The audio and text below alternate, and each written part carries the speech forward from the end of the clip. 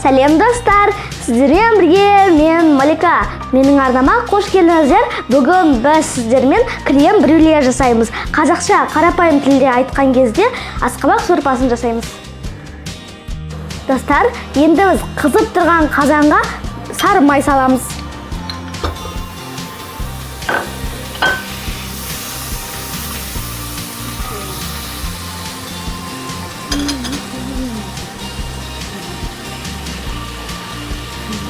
Достар, енді біз қызып тұрған майымыздың үстіне сарымсақ саламыз.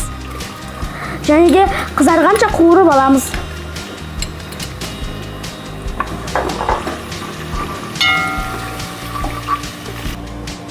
Мінеки қуырылып жатыр. Енді біз оның үстіне төрт-түрштеп туралынған асқабақ пен картошкамызды саламыз. Енді бұны да қуырамыз.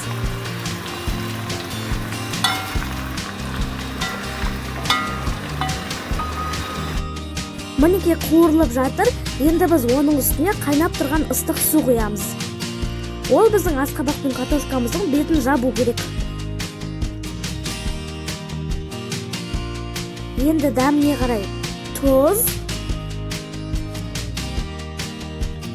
және де бұрыш саламыз.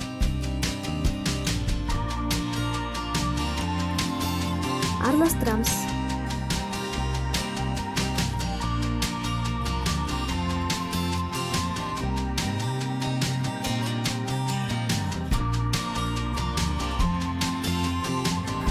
Мінеки біздің қазанымыз қайнап жатыр. Енді біз оның астын басып, картошкамыз бен асқабағымыз піскенге шейін қайната тұрамыз. Мінеки достар, біздің асқабақ пен картопымыз пісті. Енді біз бұны газдан аламыз. Достар, енді біз сорпамызды блендермен еземіз.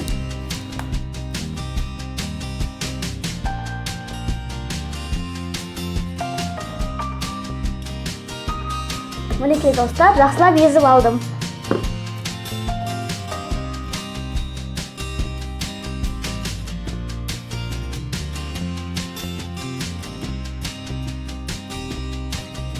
Мінеки достар, біздің сорпамыз дайын. Бұл сорпа өте жеңіл және ағзаға өте пайдалы. Сіздерге міндетті түрде жасауға кеңес беремін. Егер де сіздерге рецепт ұнаса, лайк басып арнама жазылуды ұмытпаңыздар. Достар, менің арнамда неше түрлі торттардың, пирогтардың, шайлардың рецепттері бар. Кіріп қарап көріңіздер. Ендеше ас дәмді болсын. Сау болыңыздар.